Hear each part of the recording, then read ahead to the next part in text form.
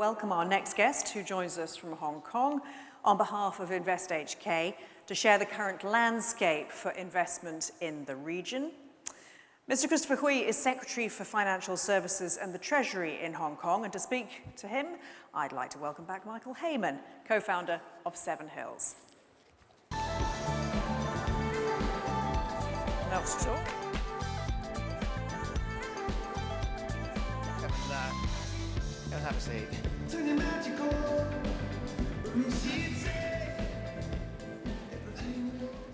Secretary Hay, Christopher, nice to see you. We're going to spend the next 20 minutes talking about virtual assets and Web3 and the roadmap that you've been laying out for Hong Kong. And we've been having a really interesting conversation just off stage about how you see this market developing and the Hong Kong pitch. I think just to start with though, before you've got a big sounding job title, Secretary for Financial Services, which you've been doing since 2020. Give us a sense of the day job, what you do, what you look at for the audience. Basically, there are two sides to my portfolio. And by the way, this is the third year of my anniversary. Having this role, basically. Today. So, and on one side is financial services. Basically, it takes care of the policy angle in terms of the banking, securities, accounting, insurance sectors, and also the pension fund of Hong Kong. And the other side of my role is on the Treasury. So it's similar to a Ministry of Finance role. So we support the Financial Secretary to draft the budget every year. And also we have under us the Inland Revenue Department, government procurement, and also government property management. So it's more like the mid to back office stuff you normally see a corporate. Right. Now, you've made a big pitch for virtual assets. That's something you've spoken about in terms of the environment that you're trying to facilitate for Hong Kong. And of course, you're here to talk about it in Europe and London this week a little bit. But of course, what we know is that cryptocurrencies, these are the kind of the risky business of tech. But you see this as the big future for Hong Kong. Tell us why. I think similar to many things in the world, there are two sides to it. But of course, as you said, there are some potentially negative elements to it because of the anonymous nature of VA. That's why it may engender risk like money laundering, terrorist financing, so on and so forth. But at the same time, if you look at this holistically, there are also positive elements to it. Like, for example, the application of blockchain in terms of the potential to enhance efficiency through value chain, through payments, so on and so forth. And in fact, that positive elements may not be just confined to financial services, but more broadly to other areas of the economy. So if you look at it holistically, what we try to do is basically to spell out in the policy statement that we issued last October, before our FinTech Week in November, three things. Number one is philosophically, how we view these positive elements and the negative elements. And secondly is to highlight what are the key initiatives and also policies that we will dish out. Like, for example, in June this year, in a few months' time, we will have a regulatory regime for the virtual asset service providers, VASPs, which are essentially the VA exchanges. And so we set out in the second part of our policy statement, what are these policy changes? And the third bit is to highlight some of the use cases that the government is trying to do. Like, for example, during the FinTech Week, we issue NFTs. And also just earlier this year in January, we issued the first ever tokenized green bond by the government at a size of $100 million US. And that tranche is basically meant for institutional investors, but it is a one-year tranche. That's why we can test out the whole cycle from creation, redemption, the give out different interest, so on and so forth. So we hope through this collective approach, i.e. having policy measures, having more use cases, at the same time explain well our policy rationale, we are going to boost the development of an effective and also sustainable ecology. Right. Now, as you'll know, it's not just about what a government does or the regulatory framework. You need to have risk-taking entrepreneurs that are going to create the environment. they need to know they've got a home to build that. And we were talking off stage a little bit about the brand, the city, Hong Kong's image right now. Give us a sense of actually what's the message you want business to hear about Hong Kong right now? I think for every business to succeed, there are a few key elements. Number one is capital, and the other is the talent. And finally, is the regulatory and business environment. I would say Hong Kong is uniquely placed in the sense that we are one of the very few places in the world which take all three boxes. In terms of capital, as you can see, we have a very vibrant capital market. Like, for example, just last month, we introduced a listing reform, basically to allow specialist tech companies with no revenue or profit to come to list on our main board. So it's the second stage of reform that we did since the one we had back in 2018, when we allow biotech companies, similarly without revenue or profit, to come to list. And so far, we are already the second largest biotech fundraising center of the world, second to the US, and we host around 60 of those companies. So in terms of capital, I think indisputably, Hong Kong is definitely the capital formation center. That's number one.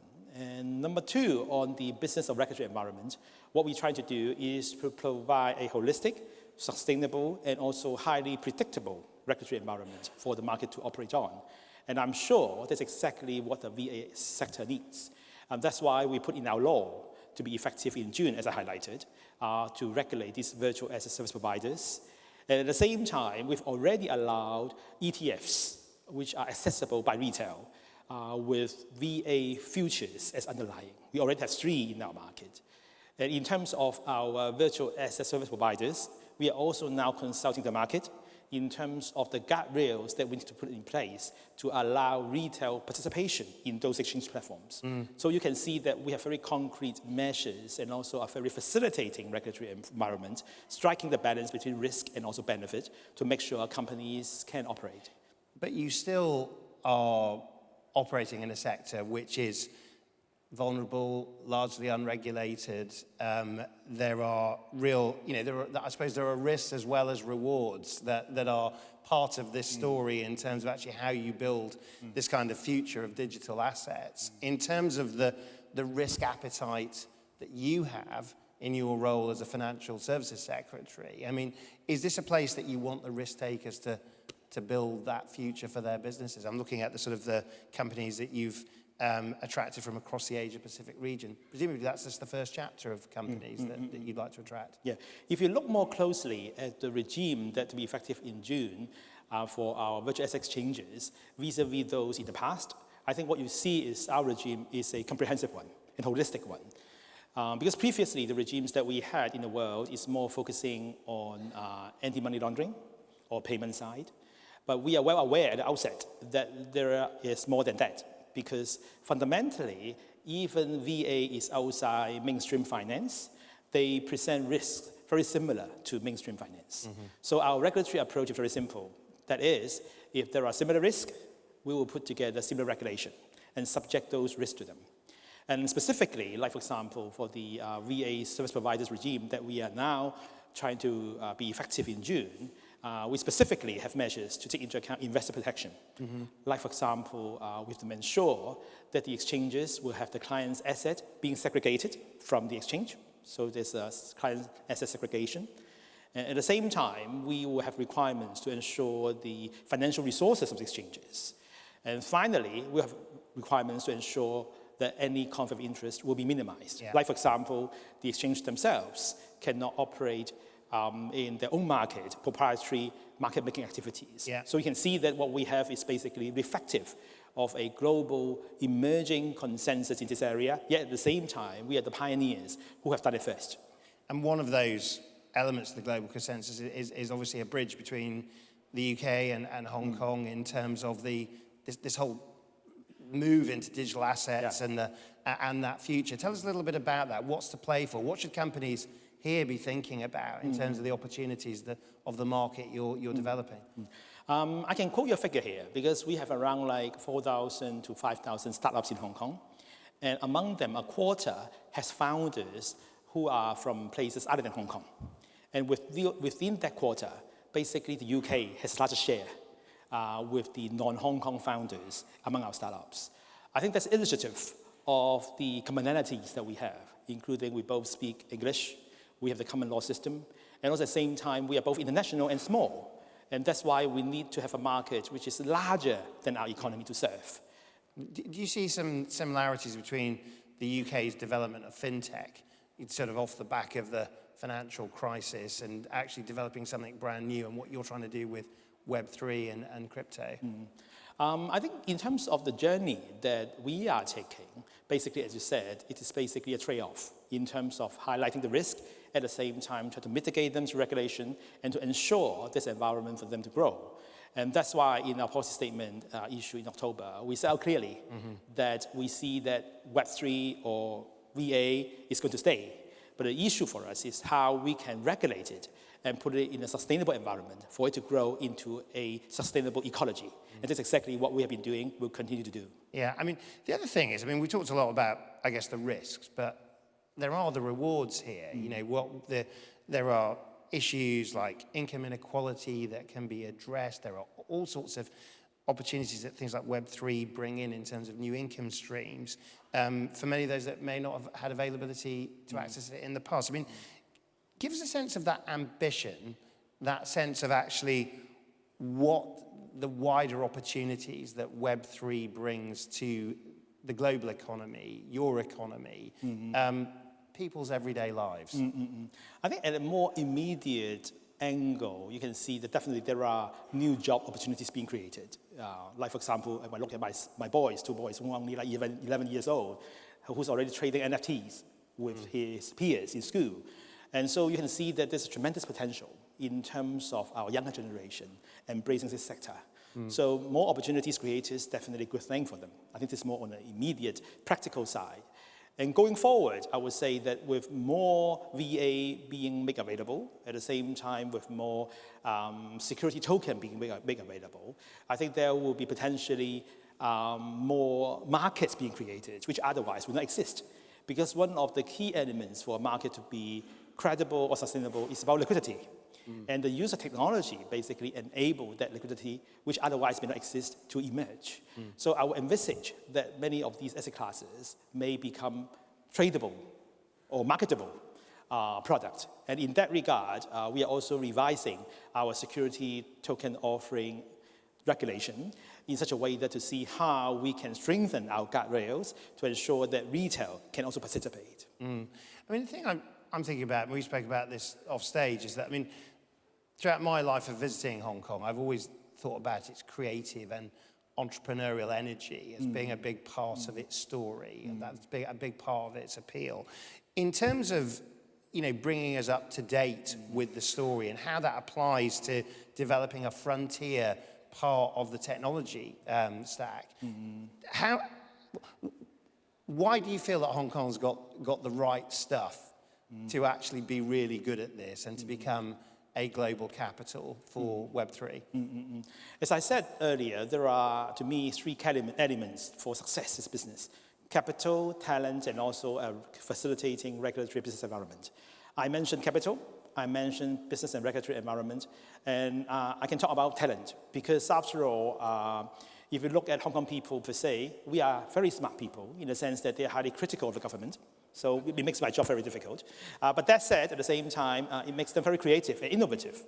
Even now, for example, if you go to Cyberport or Science Park, which are the accelerators for our FinTech and more broadly tech companies, we host many smart entrepreneurs and also smart developers, and merging their technical expertise with the capital being available, at the same time merging that with the research being undertaken by our world-class universities. I think that's exactly what we're trying to do. And in fact, for the Web3 perspective that you are mentioning, every year, similar to this one, we have our own FinTech Week in November, which is hosted by our InvestHK, and King Leung is here, and he's our head of FinTech team. And basically, you can see that increasingly we get traction globally from interests around the world, including, of course, Europeans, Middle Eastern and Southeast Asian countries, to develop or grow their business there, because they see Hong Kong, not just for Hong Kong, but for our bridge and also connectivity with the mainland and the rest of the world and Asia. And specifically, like for example, for Hong Kong, we are closely, and also we are actually part of the Greater Bay Area. Basically, it encompasses 9 mainland cities, which are adjacent to us, and also Macau. So there are altogether 9 cities and also 2 special administrative regions, Macau and Hong Kong. And it boasts a population which is 10 times of ours. And also they are actually one of the richest regions in China. So you can see that in that regard, there's a tremendous potential for us to mirror or to merge the capital, talent, and also the business and regulatory environments I just mentioned. And you've also recently established a new listings framework for specialist technology companies on the Hong Kong Stock Exchange. I mean, that's another part of the pitch, isn't it? Yes, I mean, for those of us that don't know that, is this a kind of aim for Hong Kong, aim market for Hong Kong? No, it's not. I understand AIM to be a separate market, but our market, in terms of our tech reform, basically is part of the main board, which is the big one, the liquid one. And the angle that we are looking at is that we definitely see tech as a trend, and that's why we classify our specialist tech companies into 5 categories, including like new materials, new energy, new agriculture, and they are subject to a new regime within our main board. Even without profit or revenue, they are allowed to list. But of course, for those that are with no track record, we will subject them to a higher market cap requirement to ensure our investors are duly protected. I mean, something I've been thinking about is, the role of confidence, right? And, if you go back to 2015, here, actually in this very room, we were talking about a conceptual market called FinTech, where all of the companies were concepts. Now they've grown and they are here talking in a very different way. But I suppose a big part of that was the collective effort to build confidence that this was a marketplace that could grow, could become real, and could deliver on opportunity. It strikes me that you're in a very similar position right now, which is that there is a very important task to be done, not to just build the infrastructure, but to build the global confidence that, cryptocurrencies are not just risky business, but are also great opportunities, that Web3 is not just unregulated, but could actually deliver immense sort of opportunities for people. In terms of your role, the role of Hong Kong in that going forward, how do you see that in terms of growing that sense of global confidence? I think the confidence that I have is actually originating from Hong Kong is structurally. Number one is geography. You can see that we are actually really the center of Asia. At the same time, we are closely connected with our own motherland. And in terms of connectivity, for example, for the stock market, for the bond market, for the ETF market, with various type of connect programs to the mainland, which make our capital markets on both sides of the boundary really closely linked together. So that's number one. And number two, I think in terms of my confidence originates from is, apart from geography and structurally, is about our institutional strength. One country, 2 systems basically allow us to apply our international knowledge and expertise in a broader Chinese market. Basically, it's the merging of China advantages and our international advantages. I think that's actually a unique advantage which you can't find anywhere in the world but Hong Kong. And the third bit, I think, is the entrepreneurial and the dynamism of Hong Kong people and the Hong Kong society at large. For anyone who have been to Hong Kong, I think they will be most impressed by not what the government does, but I think more importantly in terms of the vibrancy of our civil society and the vibrancy of our business community. Because they, on the one hand, speak the international language, they adopt international practices. We have world-class legal, accounting, and various types of professional services. Yet at the same time, they have a market next to them, which is the center of the world's economic development.